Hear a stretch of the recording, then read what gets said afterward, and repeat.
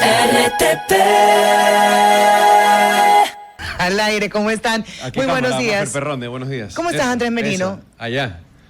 Acá, A ver, no, mírate en tu monitor. Estamos ahora haciendo dirección de cámaras con Andrés Merino. Mírate en el monitor. Siempre tuve esas particularidades y cuestionamientos tras cámaras. Nunca le cogí el hilo. Ya, tu cámara es la del centro. Ok, ya está, la veo. Ok, ya, ahí está. La de acá también puedes usar, Andrés. Okay, ahí perfecto. estás. Ya, dale. Ya estamos. Cambia un poquito nada más. Ok, abrazo para todos. Gracias por sintonizarnos a través de la 96.5 para Guayaquil y Santa Elena, 98.7 en El Oro, en el Real Audio, en www.rtp.es, en nuestras plataformas, en YouTube, en Facebook, en TikTok, en Instagram también para compartir con ustedes. Ella en X, sí, señor. ¿Qué dije yo? No dije X. ¿No? Muchas gracias, Andrés Merino. Hoy tenemos para hacer sábanas de información y he traído un par de temas para compartir con ustedes. Le anunciamos que vamos a tener un entrevistado para que nos dé una lectura sobre el sistema judicial y sobre los múltiples intentos que se han tenido para tratar de tener cortes ideales y perfectas, y en algún momento nos conformamos con que solo procuren hacer su trabajo, acercarse a la justicia. Sí, termina, Mafre. Sí, nada, te estaba presentando el tema, pero a ver, ¿por dónde quieres arrancar? Yo te tengo un tema internacional, dos temas internacionales y uno que es mix. Yo saludándote, Mafre, a ti y a todos los radioescuchas. Y ¿sabes qué? Sorprendido hoy en la mañana. ¿Por qué? Imagínate que estuve leyendo un artículo interesantísimo y lo recomiendo, lo pueden buscar en la página de Instagram de Financial Times, donde te hablaba sobre la corporativización y el desarrollo del negocio de narcotráfico, de los carteles de narcotráfico en América Latina, ¿no?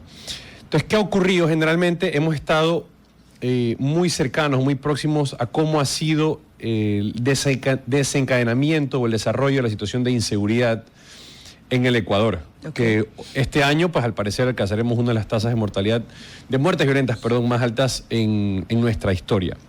Pero ¿a qué es lo que iba? Cuando empiezas a analizar detenidamente, país por país, donde en su momento se consideraban islas de paz, y no te hablo de Ecuador, te hablo de Uruguay, ha aumentado en un 40% la cantidad de muertes violentas respecto a lo que había el año pasado.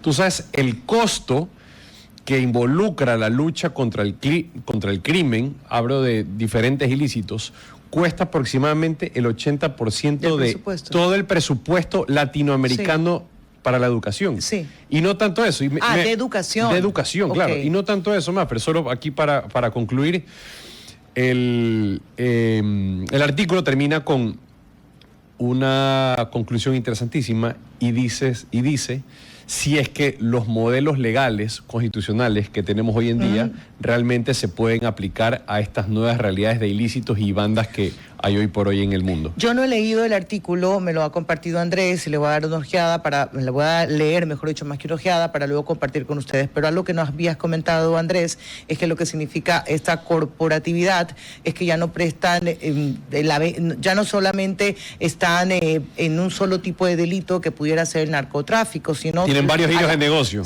Giros de negocio, aunque suene horroroso, pero es verdad. Trata de personas, minería.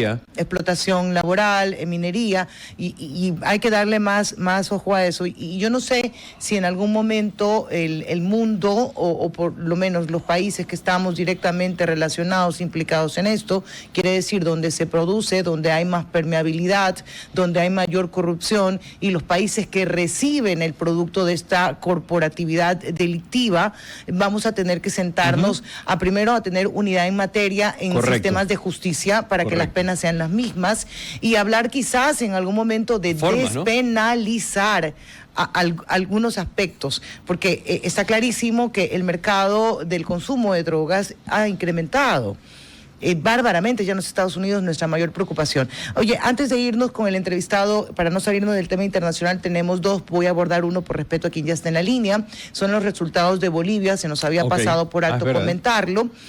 A ver, ¿quién llega en primer lugar con un 32%? Es Rodrigo Paz. Tuto Quirola le sigue con 26%. Dos datos importantes, que el MAS, que es el movimiento de izquierda, logra un 2%, y aquí, ojo, el nulo con un 19%, que era el llamado que hacía el expresidente Evo Morales. La lectura es, con esta decisión para ir a un balotaje, Bolivia sale totalmente de la izquierda, pues para algunos conocedores de la materia, no necesariamente.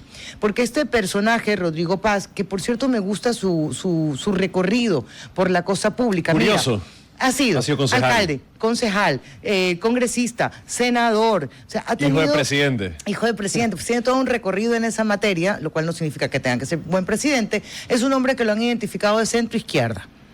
Así que no necesariamente es un giro a la derecha como en algunos medios se ha posicionado. Y mira lo curioso, Maffer, habla de un término que a mí no me cuadran mucho estas etiquetas o estos epítetos de capitalismo ciudadano, donde habla de distribución de la riqueza de manera equitativa para todos, pero garantizando los pilares básicos de la libertad. Ahí es cuando empiezan pues todo este tipo pues, ¿cómo de lo vas a hacer? Del cómo lo vas a hacer. Porque bueno, suena bien. Otro análisis. No te voy a quitar lo tuyo, pero sabes que tienes un poquito mucho. Entonces tiene que venir para acá. Las dos propuestas que hay sobre la mesa son las siguientes. La primera, la eliminación de subsidios, de los subsidios, de los combustibles también, pero por otra parte la disminución de impuestos. Suena interesante, hay que seguirle. ¿Y cómo afecta esto evidentemente a la región? Creo que con esto hoy se puede decir que la ALBA ya está en completa oscuridad, sí, por lo menos. Y bueno, vamos a ver cómo, porque ahora octubre toca ir a ese balotaje. Está lo de Estados Unidos, Zelensky, Trump, y también lo de Venezuela, pero eso lo vamos a ver. El acuerdo comercial. Y acuerdo comercial también con Ecuador, cuáles son los productos que se salen de ese eventual 15%, aunque hay que decirlo, estas son conversaciones, pero luego esto tiene que ser refrendado por el presidente que más son Trump. Declaraciones unilaterales de Estados Unidos, es decir, es así como es. Así pues no, sí, o sea, no mucho. Tanta negociación, no sé. Ok, ya que lo tenemos en la línea, Gustavo Salvatore Pareja está con nosotros, constitucionalista. Hola, ¿cómo está? Muy buenos días. Lindo fondo. ¿Por dónde anda? Cuéntelo todo. En Guayaquil. En Guayaquil, pero está nubladito Guayaquil, ¿ah?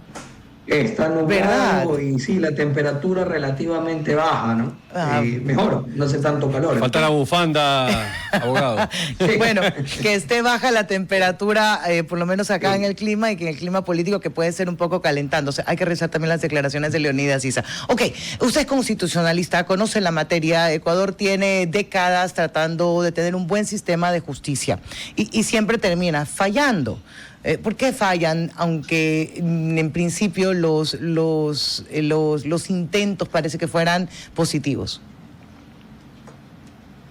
A ver, vamos a ir empezando por partes. Primero, no me considero a mí mismo constitucionalista, soy un especialista. Sí, estudié Derecho Constitucional en los Estados Unidos, pero soy especialista en Derecho Político y Ciencias Políticas. Okay. Hago más bien un análisis de la estructura del Estado. Ahora, ¿por qué tenemos el sistema judicial que tenemos? Hay que remontarnos al pasado legislativo ecuatoriano y al pasado constituyente ecuatoriano. Ecuador ha tenido una mutación constitucional desde el 79, 98 y 2008, en la cual ha habido una tendencia de fraccionamiento del Poder Judicial en un Poder Judicial que está en un reino que no es de este mundo, que es la Corte Constitucional o el antiguo Tribunal Constitucional, y el Poder Judicial ordinario, ¿no? Cada vez con unas facultades más restringidas, las del Poder Judicial ordinario. Y al mismo tiempo ha habido una tendencia de regular, creando gobierno judicial al interior del Poder Judicial o de la función judicial, como se dice ahora en nuestra Constitución, la del 2008, con ese gobierno, mecanismo de control al interior, manejado, por así decirlo, por los nombramientos cruzados que se hacen entre los partidos políticos a través de los otros poderes del Estado. Okay. Entonces usted tiene que el Consejo de la Judicatura realmente es un aparato político que sale de una u otra manera a través de los diferentes, recovecos o encrucijadas que ofrece la Constitución de los jefes de los partidos y de las personas que están en los partidos. Gustavo, yo escuchaba el día domingo en el programa Políticamente Correcto, pues es Ron, el apellido de la experta que estaba ahí con Carlos, que ella, perdón, Sí. Abogada Ron. Sí, una sí, abogada sí. Ron. Sí, justamente. Sí. Y ella señalaba esto que a mí me decía, bueno, ¿y cómo llegamos a tener esta definición? Decía, ok, la Corte Constitucional es jurídica / política. Claro que es política, absolutamente política. Y llevado por esa definición, uno decía, ¿cabe entonces acercarse a lo que hoy se discute, que es un juicio político? Pero, por supuesto, a ver, en primer lugar, la Corte Constitucional no debe existir. Eso es algo que tiene que tenerse claro. En las potencias mundiales, en todas las potencias mundiales, no voy a contar ni Alemania ni Italia como potencias mundiales porque no lo son. Las potencias mundiales son las que tienen peso geopolítico. Ninguna tiene Corte Constitucional. ¿Qué Francia tienen? no tiene Corte Constitucional, por ejemplo. Francia tiene un Consejo Nacional Constitucional. Estados Unidos no tiene Corte Constitucional. No tiene Corte Constitucional Irán, no tiene Corte Constitucional Israel, no tiene Corte Constitucional Pakistán. Me estoy refiriendo a los países que tienen verdaderos pesos geopolíticos, el Reino Unido, etc. Porque conciben precisamente que no puede haber un tribunal de control político a la acción de gobierno o a la acción legislativa, porque eso de ahí supondría una sobreposición de poderes. Y lo que nosotros tenemos, acogiéndose a una tesis de un jurista austriaco de principios del siglo XX, es la tesis de que la Corte Constitucional debe ser un extrapoder que regula los poderes con una facultad autoritativa final sobre la Constitución, pero que materialmente es el poder máximo. Entonces la soberanía termina recayendo en la Corte Constitucional. La Corte Constitucional de esta manera se exhibe como un tribunal no jurídico, es absolutamente político, es un tribunal que ejerce poder. Ahora, abogado. Absoluto poder. Sí, abogado, muy buenos días. Andrés Merino lo saluda. Como bien contempla, y antes de llegar a la Corte Constitucional y hablando del sistema de justicia, bueno, hoy tenemos a un Consejo de la Judicatura que se fue adoptado desde el último proceso constituyente. ¿Cómo podemos arrancar, sobre todo desde la base, para corregir todas estas distorsiones que tenemos hoy? Empezando por los jueces de primer nivel, ¿no? ¿Cómo está el sistema de méritos de oposición, si hoy lo tenemos? ¿Qué tanto beneficia, pues, el modelo que se está manejando hoy en día y hacia dónde tenemos que apuntar? Porque sí, la Corte Constitucional termina revisando decisiones que, como digo, lo podemos ver después, pero mi interés versa más sobre lo que tenemos de primera mano, el primer alcance que tenemos con la Administración de Justicia. Las Cortes Uh-huh. provinciales. A ver, yo sinceramente te voy a decir que las dos cosas tienen que solucionarse al mismo tiempo. Pues la Corte Constitucional tiene una facultad otorgada en la Constitución que es una locura. El artículo 436, numeral 10, le permite tener poder legislativo y poder ejecutivo, en suplencia del legislativo y del ejecutivo. Eso ya es una invasión de poderes que es intolerable y contraria a una autoridad republicana, y Ecuador se supone que es una república. Ya, entonces, ya por ahí ya se comienza con un problema de disfuncionalidad de la estructura política del Estado ecuatoriano. Y eso hoy se va a reflejar en la función judicial. En la función judicial, a lo que te referías con los trámites de oposiciones, los trámites de oposiciones públicos no existen realmente. Son calificados a la interna. Oh, Perdimos el audio. Perdimos el audio, Gustavo. Y no sabemos por qué, porque está marcado su micrófono abierto. Y perdimos también señal. Ok, vamos a tratar un poco de volver a tener el contacto con Gustavo Salvatore Pareja, porque tú planteabas lo primero, la Corte Constitucional como que está muy distante, muy lejana y no aterriza en el día a día de la ciudadanía. O sea, ¿cómo está el primer acercamiento con ellos? ¿Cómo mejorar el acceso realmente al sistema de justicia? Claro, y es que sobre todo hacia allá es donde iba mi comentario, Mafer, porque tú, por ejemplo, en este momento se habla de la Corte Constitucional sobre cuáles son los límites que pueden tener en cuanto a interpretación, en cuanto a regulación y control constitucional. Eso lo dejamos por un lado. Uh-huh. Pero de allí, hablando sobre el caso de inseguridad, digo yo. Dale. ¿Qué es lo que ocurre?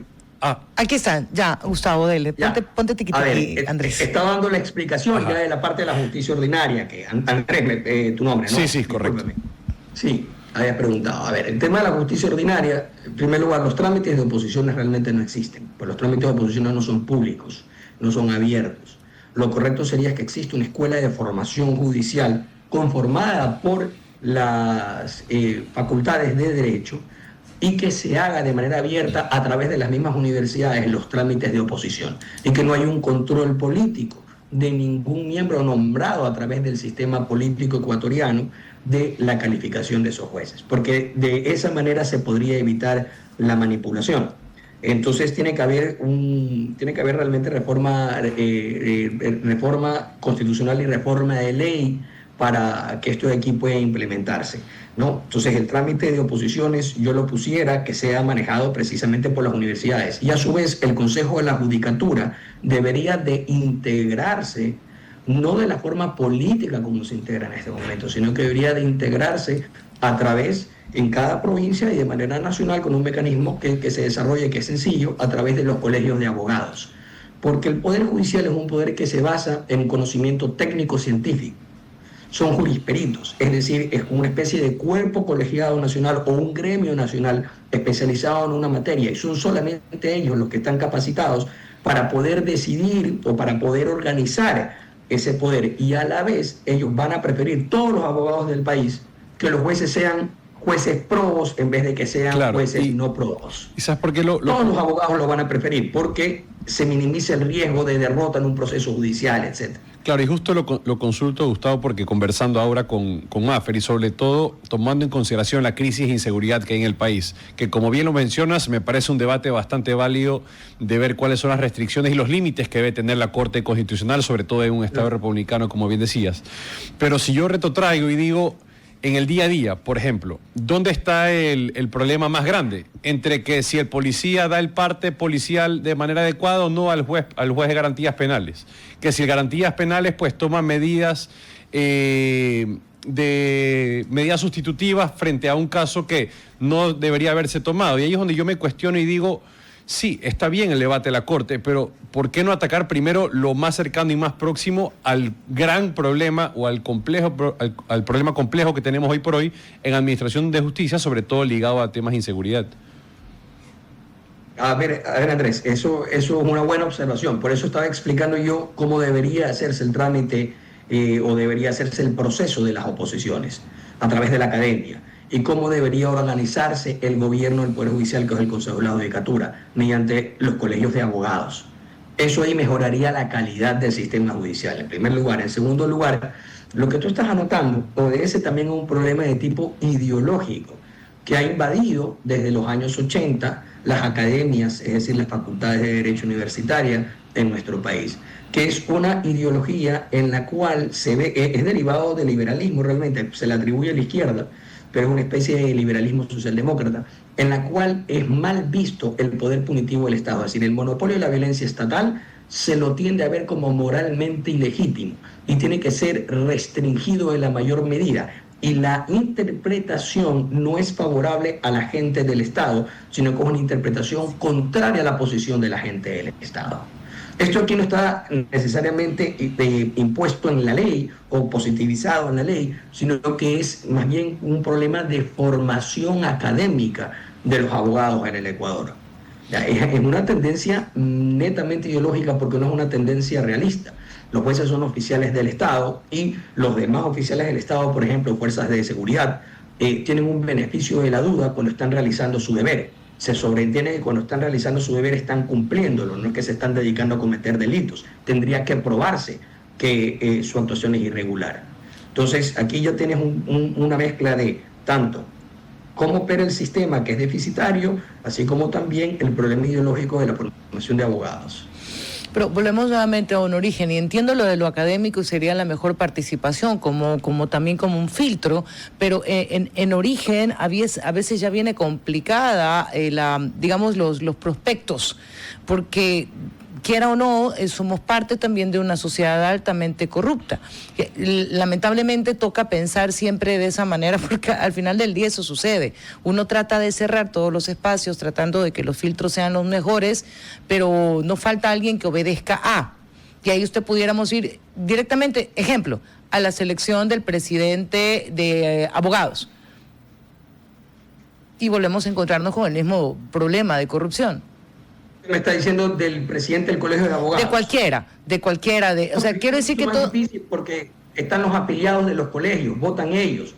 O sea, no es que hay un control, no hay un control de las nominaciones y no habría un control de las listas, no sería un sistema cerrado como es el sistema político. Entonces todos podrían participar, todos podrían nominarse y van a votar los abogados entre los mejores de ellos. O sea, los que ellos consideran que son los mejores, se pueden equivocar, pero al menos van a preferir los mejores. O sea, precisamente, mire, esto aquí es parecido como sean las votaciones en las urbanizaciones, para elegir a la comitiva de las urbanizaciones. Las personas usualmente votan por los que consideran que van a ser los mejores administradores de una ciudadela, o de una urbanización, o de un edificio, ¿no? Porque ellos viven ahí y ellos se benefician de ese servicio que se les va a proveer a través de esa administración. Ahora, respecto al tema, usted lo que señala es una corrupción sistémica, es decir, el sistema opera corruptamente, el sistema político ecuatoriano. La solución para eso ahí no hay soluciones parches. O sea, hay que entender por qué el sistema ecuatoriano es sistémicamente corrupto. Es sistémicamente corrupto porque la estructura está hecha para la corrupción, porque es una estructura de oligarquía de partido. Mientras eso no se cambie, la corrupción sistémica va a continuar, o al menos que tenga una dictadura. O tenemos república constitucional o dictadura, si no, no se acaba la corrupción. No se puede, estoy de acuerdo con usted. Gustavo, muchas gracias por haber estado con nosotros. Buen día. Gracias. Encantado.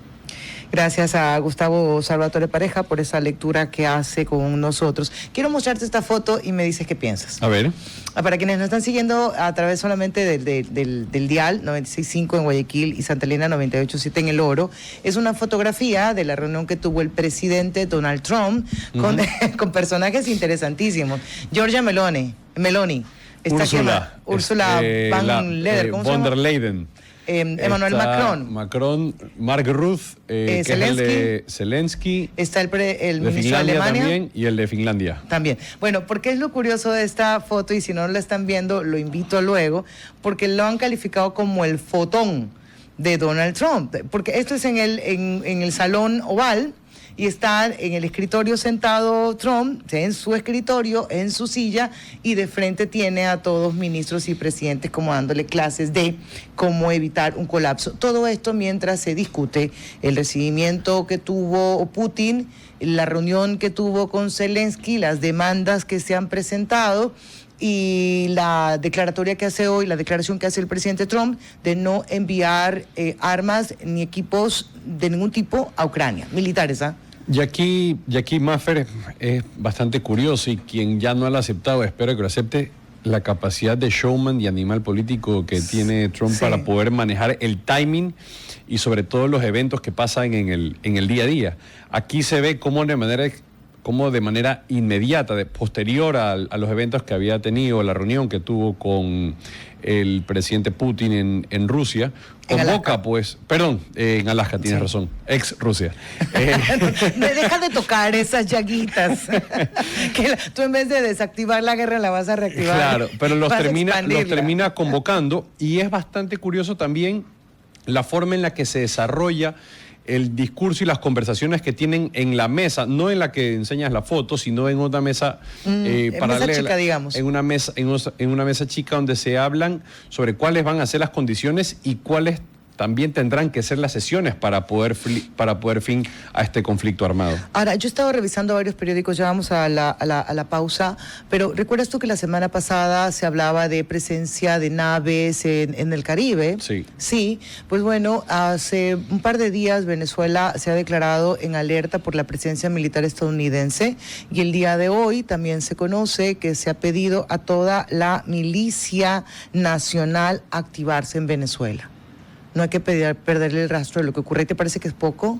Me parece mucha bulla. Me parece que sí, me parece que hay mucho bluff en el camino. ¿De quién? Por parte de bando y bando. Mira, y para muestra un botón, Dale. ¿qué ocurrió cuando las tensiones en Medio Oriente estaban escalando entre Irán e Israel, siendo Irán una potencia nuclear? Bueno, o en vías de convertirse, hay que corregirlo, en vías de convertirse en una potencia nuclear. En menos de 48 horas se desplegaron aviones B-2 que bombardearon las instalaciones, y ahí se acabó. O sea, te digo, Estados Unidos tiene las capacidades, tiene el recurso y tiene la disponibilidad para hacer como le plazca en el momento que crea conveniente. Entiendo esas acciones, porque era una respuesta a decir, me tranquilizas, ¿ya? Pero en esta, ¿por qué? ¿Por qué harías todo este show? Acuérdate, Maffer, que esto está muy relacionado con la firma, que en su momento fue secreta, ya no es secreta, que se dio con el Pentágono para, aparte de calificar a ciertos grupos como terroristas, sí, no conforme, sino habilitar para que puedan ser repelidos con fuego de fuerzas militares pero es que americanas. de eso, y ahí vinieron los siguientes pasos y alertas. Vamos a la pausa antes de que colapse Gerardito y le dé algo. Vamos a la pausa. RTP 96.5, a la conquista del mundo digital. Presenta sus nuevas instalaciones y tecnología de vanguardia. Renovamos nuestro compromiso de seguir brindando contenido útil y de la más alta calidad. Programas de opinión con referentes de la comunicación. Noticias para contar todo lo que está pasando en todo momento. Una variedad de segmentos con lo que necesitas saber. Y asociaciones internacionales estratégicas. Todo para mantener a nuestra audiencia y seguidores siempre bien informados. Siempre en RTP. Buena compañía. Y continuamos y dale la conversa acá con Andrés Merino, 11:38. Luego vamos con nuestra próxima entrevista. Temita nada más ahí suelto, ya abordamos los internacionales, elecciones. ¿Qué está pasando ahora en la Asamblea Nacional? En la Asamblea se propuso un cambio de orden del día y esto es para exhortar al gobierno nacional a la declaratoria de emergencia del sistema de salud público. Entonces, se encamina un tanto a eso. Recuerden que ahí hay una comisión de salud, pero también hay una activación de la oposición. Dicho sea de paso, una asambleísta de la Revolución Ciudadana lo comenzó ya hace varios meses a exponer el déficit en el sistema de salud pública. Entonces, podría llegarse a una declaratoria de emergencia. Pero, Andrés, a mí me preocupa solo algo, ya te dejo para que tú también comentes, que generalmente las declaratorias de emergencia solo y únicamente se consideran en función de la asignación de presupuestos y no de la ejecución del presupuesto, de la calidad del presupuesto y cómo se ha venido ejecutando, y no hay una evaluación por paciente atendido, que debería ser un elemento de medición del sistema de salud, está funcionando o no. Oiga, ese señor vino en febrero a hacerse unos exámenes porque tiene un problema con su vesícula, ya febrero, marzo, abril, en mayo le pudimos programar porque no era de urgencia, pero ya en mayo pudo tener su operación. Eso es una forma de evaluar un sistema de salud pública. Los tiempos y la calidad de atención no pueden limitarlo solamente al recurso. Al recurso, la disponibilidad y sobre todo el talento humano que haya. Pero, a ver, yo te digo, la misión fiscalizadora de la Asamblea me parece clave. Toda la gestión que se viene haciendo en torno a un mes, entiendo que va... Aunque sea solamente del gobierno, representada básicamente por el gobierno. Hablo de ambos partidos, ya, lo que están realizando, tanto el gobierno como oposición, para tener un informe real y de trasfondo de qué es lo que está ocurriendo en el sistema de salud, que a breves rasgos pues ya todos los conocemos y no sé qué tanto se necesita el informe, pero bueno, digamos que se hace el proceso de fiscalización, se toma un mes aproximadamente. Yo te digo, hay cuestionamientos válidos por parte del correísmo sobre el suministro, sobre lo que te hablaba, suministro, talento humano, disponibilidad de recursos, tanto económicos como suministros médicos, entre otros. Y ahí es donde yo te digo, Maffer, y creo, y estoy bastante consciente que sí deberíamos llegar a un proceso de sinceramiento, ¿es la palabra? No quiero pecar en la ignorante, pero bueno, de sincerarnos, ¿ya? ¿Y a qué me refiero? Es tener claridad sobre la situación en la que estamos, qué es lo que hay y cómo lo vamos a afrontar, porque no hay recursos. ¿Ya? Y yo te digo, el cuestionamiento del correísmo es válido, donde sí, la gente busca o aspira a tener un acceso a una justicia universal, inmediata, de una calidad impecable. Pero yo te digo, ellos hablan mucho de su modelo, ellos hablan mucho de las cosas, cómo se hicieron. Y ahí es donde yo te digo, ¿en base a qué? ¿A qué costo? Sí, lo entiendo. Porque tuvimos unos ingresos, una cantidad de recursos durante un tiempo tan prolongado que sí, te podías apalancar y podías gestionarlo de una manera donde hoy por hoy personas todavía tienen ese recuerdo, ese déjà vu de qué es lo que había y cómo se prestaba ese servicio. Ya lo hicimos. Pero hoy por hoy la realidad es completamente diferente. Ya necesitamos un baño de verdad. Y esto pasa mucho porque cuando vas a campaña todo parece que se resuelve con un suspirito, así nos proponen los candidatos. Y así también parece que la ciudadanía está dichosa de que se le diga, tranquilos que todo va a tener solución. Voy en tu línea. Ya, y yo te digo, me parece fantástico. Bueno, la sinceridad sobre todo cuando fue la toma de posición de mando del presidente Milei, ¿no? No hay plata. Podemos tener nuestras discrepancias sobre si es la forma, Abismales. si es que ahí es la manera en la que hay que dar ese discurso, entre muchas otras cosas. Pero fue claro y contundente y la gente sabía lo que se podía esperar. Pero lo dijo desde campaña. Pero bueno, nos enfocamos acá un poquito nada más en el sistema de salud. ¿Cuándo tú le llamas a sentar a decir la verdad? Ecuador tiene tantos hospitales, Ecuador tiene tal demanda. Ecuador Cuenta con este presupuesto. Ecuador, el sistema de salud va a poder dar cobertura primaria a... luego, sí se hacen todos los ajustes, eventualmente podemos ampliar, las urgencias serán comprendidas como tales. Ese tipo de cosas te refieres. Sí. O sea, para mí parte primero por decirle a la gente que sí hay un estado de emergencia. Y señores, hay un estado de emergencia en salud cuando te dicen que tú consigas la anestesia. Si eso no es estar en un estado de emergencia, en atención pública de salud... Y la anestesia como poco. No, es que, a ver, si no tienes la anestesia, hazme el favor. Y que luego te digan que necesitas otros instrumentos, eso es estar en emergencia. Y saben que no necesariamente con los tiempos. Acá pongo solo un ejemplo breve, pero obvio esto fue post-COVID. Familiar mío vive en Bélgica hace muchos años, está cubierta por el sistema de salud de Bélgica, y que igual, a pesar de tener un tumor en sus ovarios y sus anexos, en el útero y los anexos, tuvo que esperar cerca de 6, casi 7 meses para que se le programe la operación. Pero fue medido en relación a los riesgos que tenía. Acá no existe eso, porque te derivan, así sea un problema del corazón, te lo derivan para que luego de 7 meses te puedan atender cuando la urgencia es ya. Entonces digo, sí hay elementos que se puedan considerar. Acá tuvimos una doctora que nos daba explicaciones y el gobierno debe presentar su plan. Un plan real, con los presupuestos que se tiene, con las limitantes que se tiene, con la escasez que es evidente y con la alta demanda que hay todos los días en los hospitales. Claro, y Mafer, y ese es un caso particular del Ministerio de Salud Pública, porque a veces lo suelen confundir. ¿Y qué pasa también con el Instituto Ecuatoriano de Seguridad Social? Y a mí lo que me da mucha rabia es sobre todo al momento en que las retenciones que se hacen o los aportes de los afiliados, como el aporte patronal, se hace de manera inmediata. Las retenciones se hacen mensual y ese es dinero que entra líquido y de manera inmediata a la caja del Instituto Ecuatoriano de Seguridad Social. Es que ahí no deberíamos tener deficiencia. Claro, es que allá es donde quiero ir. Entonces, que me digas que frente a este descuento automático y que si es que no se hace de esa forma es penado por ley, que tengas una atención deficitaria, que tengas una atención que no sea de manera pronta y tampoco sea de manera diligente, ya te prende las alarmas. Y hoy está por revisión, hablando de eso, Mafer, y esto me imagino que lo leeremos ya el día de mañana, las reformas que te hablan sobre la repartición y la acreditación de los fondos del Estado hacia el Instituto Ecuatoriano de Seguridad Social. De la deuda que no conocemos exactamente cuándo es. Que ¿Cuánto estaba es? en torno a 29 mil millones de dólares aproximadamente. Para terminar en cuestión de noticias y ir con el entrevistado, esto lo he visto en algunas páginas, me parece que se debe dar aclaraciones.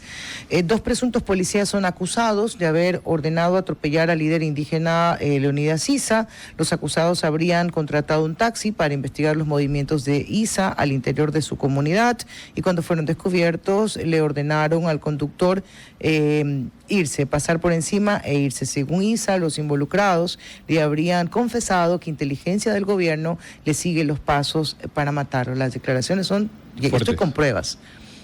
Y esto se necesitan pruebas. Me refiero a quien está hablando de este posible delito. O sea, no solamente es de palabra. Y terminan siendo escuetas, Mafer. Yo recuerdo todavía cuando la fiscal Diana Salazar, bueno, la ex fiscal Diana Salazar lo hablaba también en su momento y decía, o hablaba de este tipo de intentos de asesinato, de búsqueda de información, de espionaje, entre muchas otras cosas que quedaban en nada. A ella, sí. Pero recuerda que hubo un detenido sobre eso. ¿Y en qué Y quedó el caso? sentenciado también. No. Ya te busco el nombre. Bueno, ya lo veremos. Colompico, gracias. ¿Viste? Pero no, yo te estoy hablando cuando estábamos en cuarto piso, allá te estoy hablando del año 2020. Ay, cariño mío, pero estábamos en el año 2020 por eso, a octubre. Eso no fue, claro, el Colompico fue otro caso adicional. Sí, está bien, me la ganaste. ¿Podemos decir que empatamos? Empatamos. Ok, no hay deuda con nosotros. Vamos a conversar con César Coronel Garcés, a quien le agradecemos estar acá con nosotros porque nos dan recomendaciones importantísimas, información que a veces uno no tiene ni la más pálida idea y te coge en el peor momento. Porque claro, el peor momento es cuando fallece un familiar tuyo y alrededor de la pena, del sufrimiento, de la pérdida, vienen otras complicaciones, como las deudas. Hola César, ¿cómo estás? ¿Qué tal, María Fernanda, Andrés? Estamos uniformados. Estamos todos hoy de blanco. María Fernanda, Andrés y Jerick, mi sobrino que está por allá, también ahí, todos de blanco, mira. Son unas almitas nos hemos puesto de acuerdo generosas. sin querer queriendo. Bueno, primero muchas gracias, buenas tardes a todos, un abrazo, sin duda siempre es un gusto poder estar acá. Buenos días todavía.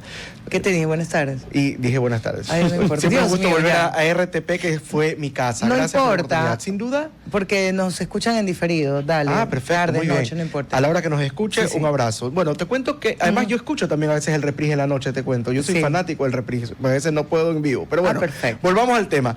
Sin duda alguna, el tema del fallecimiento de una persona Sí. suele ser ocasión de tristeza, de angustia e incluso de malas decisiones. ¿Por qué?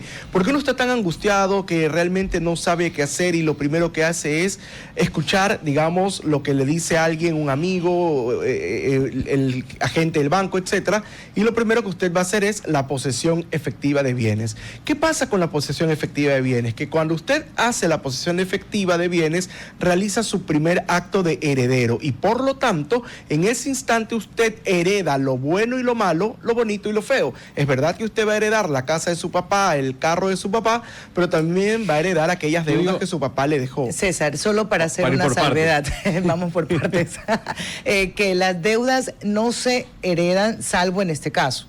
Correcto, a ver, Ok, es sí, que porque la regla general es que las deudas se heredan. Sin embargo, también es cierto que hay que entender que los hijos de una persona son sus hijos y se convierten en herederos al momento que la persona fallece. Ajá. Y estos hijos ejercen acciones de herederos, como por ejemplo en este caso la posesión efectiva de bienes, que es lo que la mayoría de gente hace por desconocimiento o por costumbre. Un ratito. No, solo No, para bueno, ya aclararlo. tú. No, es que me parece muy interesante lo que estás tocando, César, porque sí, es una conversación difícil, es una conversación triste, pero cuando se habla de posición efectiva, sobre todo para la gente que nos está escuchando, es ¿cómo se come eso? ¿De qué me Bueno, estás él hablando? mismo- La es. posesión efectiva es cuando usted comparece ante un notario y dice: aquí está mi partida de nacimiento, soy hijo del señor, aquí está el acta de defunción, el señor ha fallecido y por lo tanto estos son los bienes que él tenía y yo como su Ok. heredero me hago, digamos, poseedor, tomo posesión de esos bienes, De todo. ¿verdad? De todo. Ok. Pero claro, lo que también dispone la norma es que cuando usted hace este acto de heredero, usted hereda no solamente lo bueno, sino también lo malo, es decir, también las deudas. Una Ahora, pausa, espera, sí. antes de la hora. Aquí hay que poner en otro grupo cuando se tratan de otras relaciones, por ejemplo, esposos. Los esposos no son herederos del otro. Es decir, si una Ya. persona fallece y queda el cónyuge sobreviviente, el cónyuge sobreviviente no es heredero, lo que tiene es derecho a la mitad de los bienes por efectos de la sociedad conyugal. Y las más no deudas, una no, a mí me herencia. preocupan las deudas. Y las deudas igual. Y las deudas Claro, igual. o sea, pero ahí no tengo chance de decir, voy a hacer posesión efectiva. Ahí de entrada asumes la mitad de todo.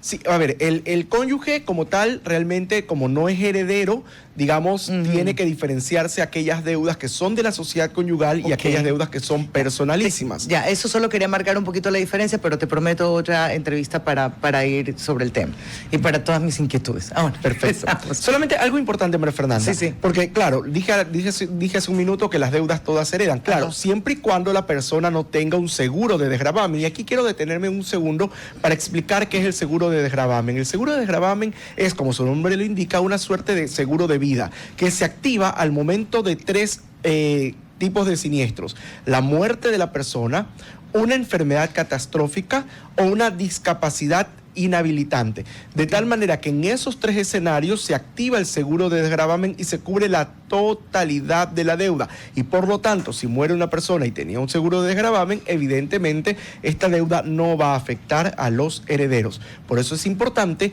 averiguar cuando muere la persona qué bienes tiene, pero qué deudas también tenía, y de esas deudas, cuáles tienen seguro de desgravamen y cuáles no. Porque además usted tiene que activar el seguro de manera inmediata. Hay pólizas que, por ejemplo, le establecen un término o un plazo de 30 días, 60 días, algunos casos 6 meses, pero los plazos suelen ser cortos. Entonces, mientras más pronto usted avise del siniestro, se evita que le digan que avisó tarde y no hay cobertura. Y ahí, César, ahora que estamos conversando sobre las deudas, ¿qué tipo de deudas son sujetas a estos seguros de desgravamen que menciona? Todo tipo de deuda. Y es importante mencionar que si la entidad bancaria o la entidad acreedora donde usted tiene el crédito no le ofrece la oportunidad de un seguro de desgravamen, usted lo puede contratar por fuera. Porque al final del día, el seguro de desgravamen es una suerte de seguro de vida. Y yo siempre recomiendo tenerlo. Mira, yo tengo 37 años. Todas mis deudas tienen seguro de desgravamen. Porque, claro, nadie tiene que comprar la vida y uno puede decir a los 37 no me va a pasar nada. Pero cruzo la calle y Dios no quiera un camión me atropella y se acabó su Nos buen quedó amigo. claro, tranquilidad. Entonces, hay que contratar el seguro. Hay que contratar el seguro de desgravamen. Y además es la invitación a nuestros oyentes a que averigüen si ellos y todos en su entorno familiar lo tienen, y que si no lo tienen, lo apliquen, lo busquen, lo contraten. Porque si no, luego es un problema para el resto del entorno familiar también. No le complicas la existencia al ser que Así quedó. es. Entonces ya no va a tener tiempo de llorarte, sino de querer ahorcarte un poquito. Oye, César, ¿y hay tiempo para que yo diga, ok, yo soy la heredera? ¿Hay algún tiempo? ¿Es perentorio? ¿Yo puedo de aquí a 3 años presentarme y decir, oye, sí, yo soy la heredera, voy a hacer posesión efectiva? Sí, existen, todo prescribe digamos, en el ordenamiento jurídico ecuatoriano, menos el tema de pensiones alimenticias. Entonces, el derecho de acción que tienen los herederos también prescribe, y eso es importante mencionarlo, pero no en 3 años, sino en 10. Entonces, en ese sentido no habría ningún inconveniente, porque recordemos que este tipo de procesos son de carácter ordinario. Ok. ¿Y qué pasa si yo ya supe que apenas dejó el carrito, pero resulta que tiene como, ¿qué te digo yo? $20,000 en deuda. ¿Qué tú le recomiendas a la persona? Hay 3 escenarios posibles. Aceptar la herencia, posesión efectiva. Con todo y deuda. Claro, ahí. Opción 2, juicio juicio de inventario. ¿Qué significa juicio de inventario? Que usted va ante un juez, solicita que se haga... No sé si el micrófono sí. Solicita a un juez que haga un inventario, como su nombre lo indica, de los bienes que dejó la persona.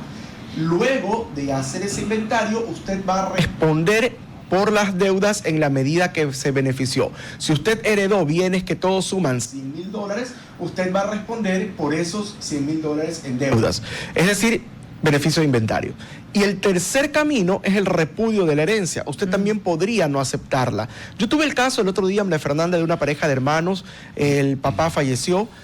Los hijos, tenía el señor un departamento, la hija decidió hacer la posesión efectiva para quedarse con el departamento, y el hermano dijo, ¿sabes qué? No me interesa el departamento, así que se lo quede mi hermana, yo voy a repudiar la herencia. Pero ¿qué pasó? El señor falleció, meses después, él había sido funcionario público, Contraloría le emite una glosa, le inician una coactiva, y ahora la que tiene que pagar la coactiva es la hermana, porque cuando Contraloría le fue a tocar la puerta al hermano que repudió la herencia, él simplemente dijo, yo no soy heredero. Claro. Y yo no tengo por qué ser perseguido, vaya y busque a mi hermana. Ya, pero eso sí me parece atroz, porque por último las deudas están establecidas. Las que se conocen, exacto. Claro, no es las que van a ser reconocidas a posteriori. Claro, pues eso yo no puedo responder por eso.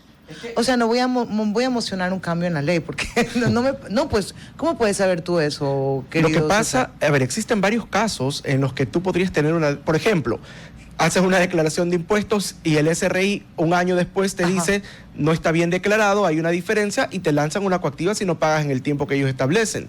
Y muy probablemente si estás muerto no vas a poder hacer el pago. Entonces, yo creo que evidentemente va a ser el heredero el que reciba ese problema. Oye, pero eso es como que ir un poquito a ciegas, dependiendo del personaje, evidentemente. Claro, la aceptación, digo, la yo por eso siempre digo, hay que hacer un análisis de contingencias respecto al patrimonio de la persona que falleció. Ahora, distinto es alguien que quizá no es funcionario público, no tiene un negocio que factura, realmente tiene muy pocas contingencias y lo único que dejó fue una casa, pues ahí no le vería mayor problema. Pero yo sí recomiendo igual ver el tema de la situación financiera de la persona mediante un reporte del Buró de Crédito. Dale. Más claro, Maffer. cuando vayas a hacer la posición efectiva, Yo te llamo, preliminarmente hacer la validación de todo el inventario que tengan activos, pasivos, y ahí pues ver pero si es que ponerlo en es cernidera. atractivo o no, claro. Claro, definitivamente. Oye, gracias César, la verdad que nos das luces sobre el tema. Queda pendiente lo otro cuando se tratan de parejas, si hay diferencia cuando están casados legalmente o cuando hay una convivencia que yo sé que también tiene efecto legal. Efectos patrimoniales. ¿De cuánto tiempo? Muchísimas gracias. Siempre a las órdenes, y nada más recordarles que nos pueden escribir al número de WhatsApp. Por favor. Más dudas, al 099-5123-961. Repito, 099-5123-961, el número de WhatsApp, o el número que ya ustedes están acostumbrados, el 1-800-DEUDAS para llamadas. Siempre a las órdenes, gracias por la oportunidad. A ti muchísimas gracias. A ustedes también gracias por compartir con nosotros. Nos encontramos el día de mañana. Ya viene Futuro en Acción. Un abrazo. Hasta aquí, Cuarto Piso. Control Master Marisela Basantes. Transmisión digital Gerardo Díaz. Coordinación de entrevistas Diana Raimondi. Redes sociales Erika Eras. Edición Oscar Saavedra. Dirección Javier Gamboa. Todos los derechos reservados. RTP 2025.